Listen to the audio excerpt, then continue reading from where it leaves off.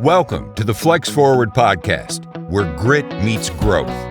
With your host, Nic Espanet, bringing you stories of resilience, reinvention, and the real climb to success. All right, everyone, welcome to the Flex Forward podcast. Today, we're joined by David Reid. David is the CEO and president of Reid. He's also the CTO and CMO of NOV. David, welcome to the Flex Forward podcast. So glad to have you and can't wait to learn more about what it is you do. Can you let our listeners know a little more about Reid and NOV? Sure. Yeah. Reid's a nonprofit that I've ran for about 8 years. It's all volunteer. We have no costs fundamentally, and we basically are building awareness in the community about human trafficking. And we do it in a way. One of the challenges in that space is that the people who want to, that don't want to know about it, which is almost everybody, people just don't think it relates to them or don't think it relates to their families. So generally, we're all professionals strategically looking at ways to get in front of people in a way that they can understand and consume and learn. And then NOV is an $8 billion corporation that we are in, maybe 63 countries, I think. Wow. Manufacture all over the world in all forms of energy, not all, the ones that make money. So we're all over that. We're in food production. We're in all sorts of things. We do all sorts of things. So very much a manufacturer. Okay. I deal with probably about 18 different presidents of different businesses inside of the corporation that's split into two parts. Nice. Good stuff. Well, and on the human trafficking, I have a daughter that's very passionate about that. She's still in her undergraduate, but her goal is to go to law school and then help women that have been trafficked or unrepresented women that don't get much representation. So she did a thesis in high school on the recidivism within prostitution and how that trafficking, and so it's just set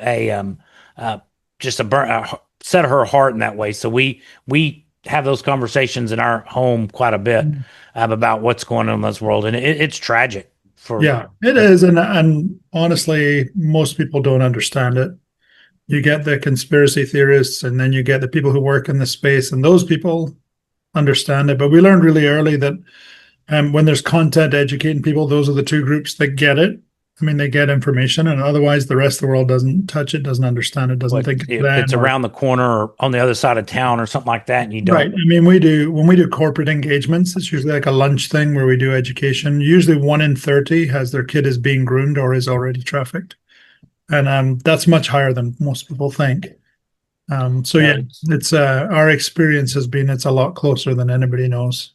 No, for sure. And it's just tragic that it goes in there, and it comes from I remember probably it's been 3 years since she presented was, it can be from a wealthy neighborhood or family all the way down to the lowest income families, but it can, just from drugs or something. Any age, any demographic, you're going to find it. We've seen 60-year-old traffics, and it goes down to children and babies. It's just a wild thing.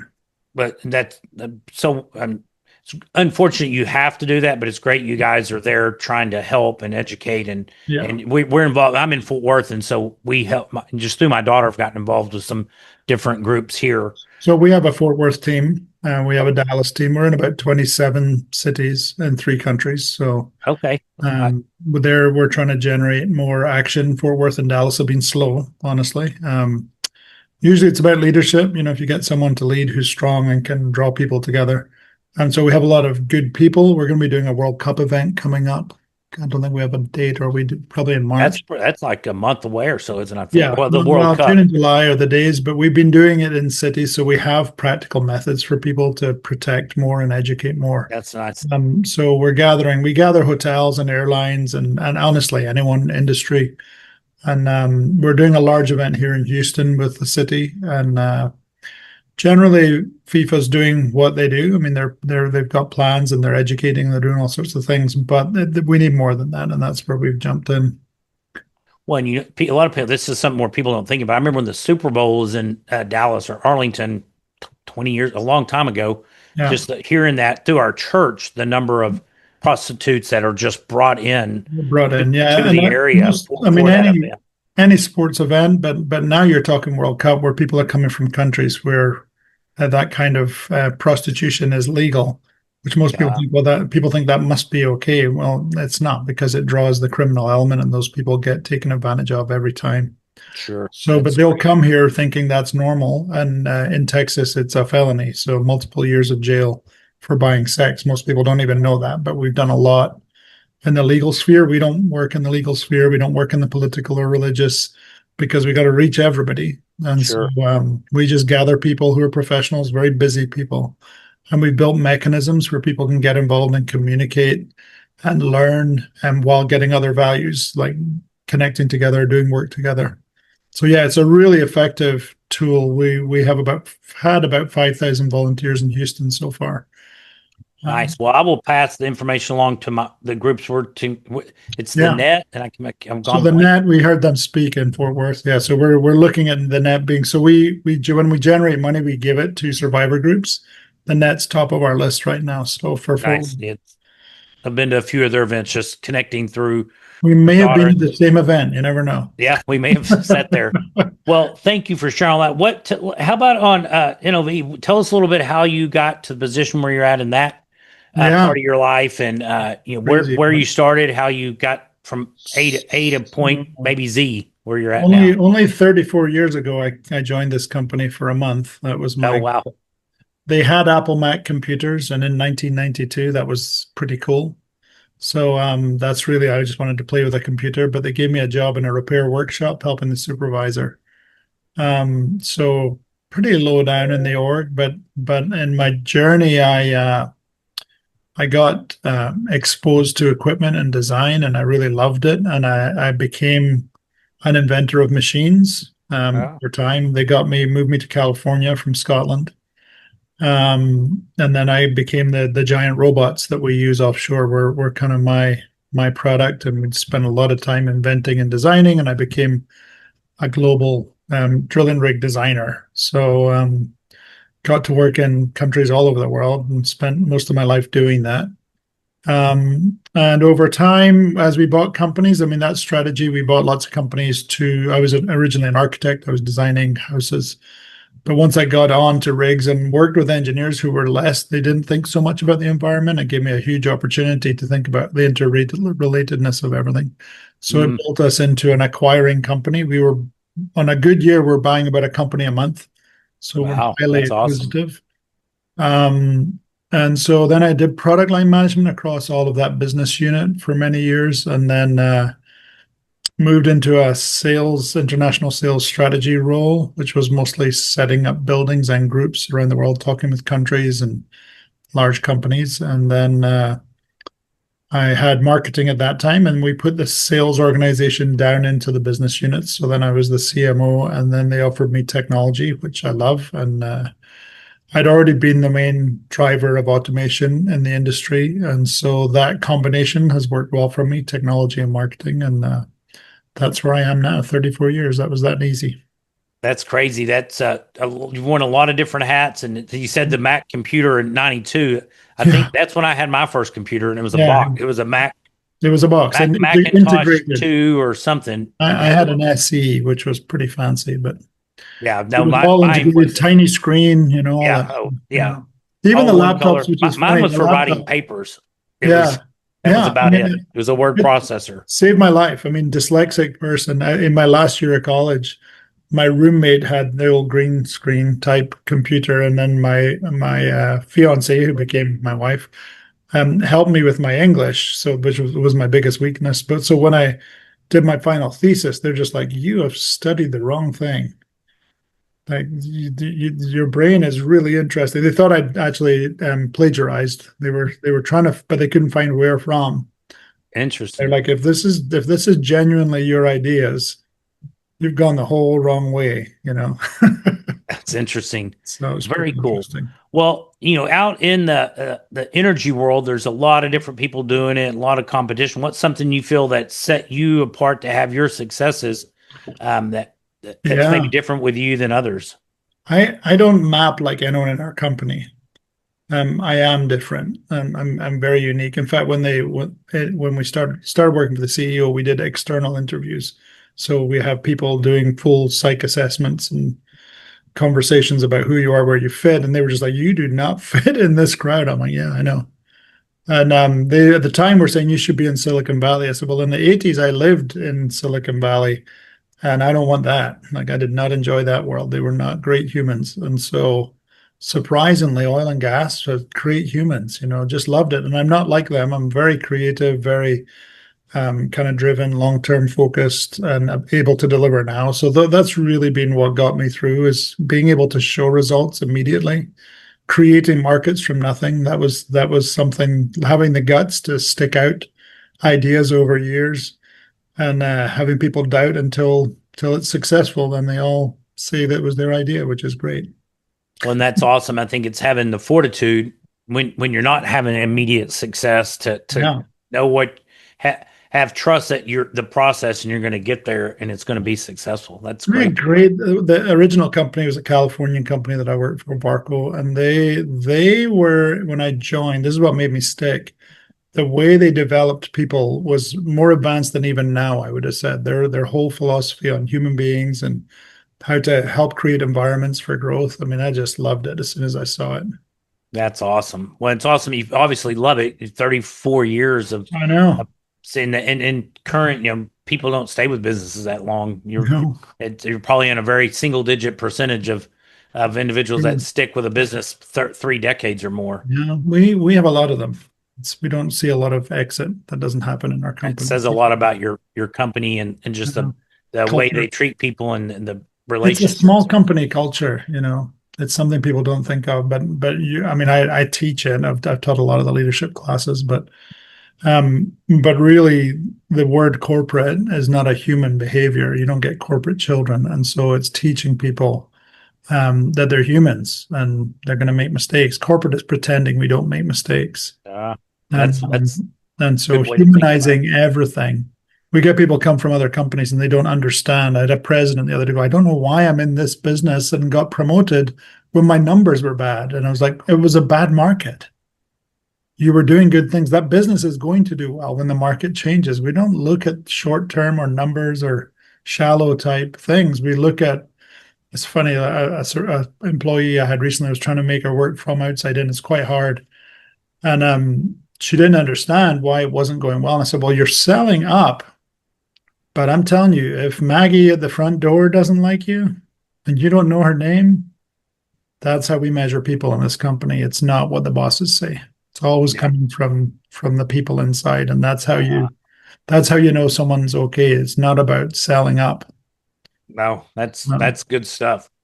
So if someone's listening and wants to get better at something they're doing, do you have any tips or tricks that you have found? There's a process I use that in my leadership development, which is really the hard work is yourself always. Because in your mind, you think everyone's doing things to you. Like if you're not successful, these people didn't understand, there was politics or whatever you tell yourself. But the hard work is yourself. The information about yourself is surrounding you, usually your family, your friends, and there's things that happen to you in childhood, believe it or not, that make you behave certain ways. And it's why you dysfunction. And so doing that work, self-work, is really important. And then using your network, family, friends to grow. It's not a thing you do in your work environment. And then you'll be more effective, and you work out what your strengths are and what your weaknesses are and what you're allergic to. So those 3 categories, then based on your talent level, you gauge how much of that you do every day. And when you know what you're allergic to, stop doing it. That's where teams can help you. Is just saying, like me, I can't read. Now I can read, but it's just hard work, and I'm unlikely that I'm going to change that behavior. It's my peanuts. I'm allergic to it. Structure, I'm allergic to it. It's okay to know, and so don't work around it. Work with people, and I have lots of structure people around me on purpose. So knowing what you can do, then knowing what your broccoli is, what your mother made you eat because it's good for you. So do that work. Your expense reports, whatever it is in life. Some people love it, some don't. And then know what your really good stuff is, the food you love, and portion control. So yeah, I think it's that simple. No, those are great analogies I've never heard before. The broccoli and the food you love are good things to focus on. So What is one of the biggest challenges you've had to overcome in your career path? Usually me, usually my perception of others and believing in systems, gossip, things people say, the feeling in a room. Learning to not be influenced by it, but to influence it and not to believe it. My hard things are when things didn't go my way and I didn't do the work to learn what was I doing wrong? What could I have changed? So my Looking in the hardest thing mirror was type thing. always believing that someone's out to get me or that something's bad and just assuming bad of situations and people. It's not a good thing. And you don't want to work in that environment. So you may be creating the bad environment that you're in by your own thinking. So yeah. Yeah. I came from Scotland. We have a negative disposition, which we call realism, but it's not. So I fall into that. My wife is more the optimist, and yeah, I notice things and it's helped. I think I've leveled out quite a bit. I can, like my teams have, I was introduced to a new employee and they said, this is David. When he looks at something and he says it's not horrible, that means it's good to go. And I was like, do I say that? And they're like, all the time. So I had to learn because I am eternally dissatisfied and I'm not sad. I just see things that are wrong and how they could be better all the time. And some of the people who work with me, they're wired that way and we can talk about it. Most people are not. So I got to learn a language of what do they need and, and then learning that sarcasm means you're not doing well. And that was really hard. I didn't want to. One. That's I've had to learn my language with my wife because I'm like, I'm not attacking. I'm just like, this is something that needs to be taken care of. Yeah. I mean, if you're married, I recommend counseling, No, well, we've been married coming up on 25 years. So I've learned to process. I'm like, I need to say it presented in a different wording so it's not fingernails on the chalkboard. It's because your wife and everyone you deal with has their stuff that they're dealing with. Now you can't control that. So that's really, you can't make people do anything, but you can work on yourself. That's your only place you got work to do. So, I've heard that from the tip of your finger to your nose. That's what you have control over. And so take care of that circle there. And it's enough work for the rest of your life. So don't waste 100%. your time trying to fix everyone else. Sure. Well, David, it sounds like things are going well. And it's a lot of people, entrepreneurs or executives start having more success. They may start looking at different investment types or outside stuff where you can create some more passive income where you're not doing it. You have any thoughts on passive or alternative investments? I think you've got to work out. So Red M was because I had space. I was running corporate operations globally, and then we could put that into the business. Suddenly I had time on my hands. So I probably split it between starting Red M and being at a church that was extremely busy. So I took on a lot in both spaces. I think it is good. It's like there's a point in your career where there's not a lot of advancement. You're like you're hitting the level where, okay, this is where I'm happy. This is what I should be doing. Then your question is, what else should I be doing? Once you've gotten the understanding of what you're doing and you've learned to lead through others. For me, I mean, Red M, we grew it. I wasn't really trying. I just knew there was a problem I was trying to help. And jumped in. But I will say early in my career, I didn't think it through, but I started helping other businesses really early because when I would go into times where I was unhappy or struggling with the work, I would go help other companies for free. And eventually I learned and ended up on boards, because I could give value to other groups. My thinking was valuable and, I should use it. And so the way I kind of stepped myself up was I just turned up and took smaller businesses and just helped them. That's awesome. Great stuff. It sounds like you have a heart of a giver to help, and you have the vision. I think some people can see patterns and just different ways to help maneuver things, and that sounds like you might be one of those that can help see things from a different angle to help somebody who's maybe stuck. I'm a starter of things, which can be really frustrating for people who are executors. So I've learned how to be loving to people who are different than me. Because you need those. It's hard to be a jack of all trades. Especially as you start getting bigger, you need somebody to be the implementer or the starter, or the creative person, and then somebody that's going to go and be the finisher, the closer on those different avenues. It sounds like you know where you come in there. That's awesome. So as we're wrapping up the interview, do you have any exciting plans or initiatives in the next 6 to 12 months? World Cup and an ad campaign across the US. So World Cup is going to be a big deal. We're running through different cities, but um, our ad campaign will be. I met a filmmaker who was very exciting, and I loved some of his work. He if you've ever heard of Numa, but he did a bunch of the early Numa videos with Rob Bell, and I just loved those. And I thought, man, I just met the guy who made those very creative, beautiful, and effective pieces. And he joined Red M and he came up with this whole plan of a national ad campaign. And I just thought, there's no way I can do this. I don't know people with this kind of money.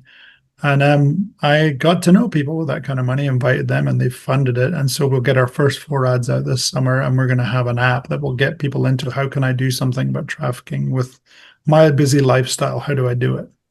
So I'm very excited about that. It's been a good 4 years getting to here. So, well, that's awesome, and I think you guys are going to help a lot of people out that are boys, men and women, boys and girls, just everybody in that space that need. It's just a lot of people don't want to think about it, but I think it's important that we get it out there so more people are helping. Yeah, I think it's society. If you ask why the FBI and the police aren't doing a good job of it, it's because we don't rank it. If we don't rank it, they don't invest in it. Yeah. So no, people got to, it's got to be important on the public's right. And radar. We're apolitical on purpose, but both sides need to be fighting this issue. It's not a political issue, but we do need to make it important. Definitely. Well, David, thank you so much for sharing your tips and insights and just with our listeners today. If people would like to connect with you, what's the best way for them to do that? LinkedIn. So I'm David Reid.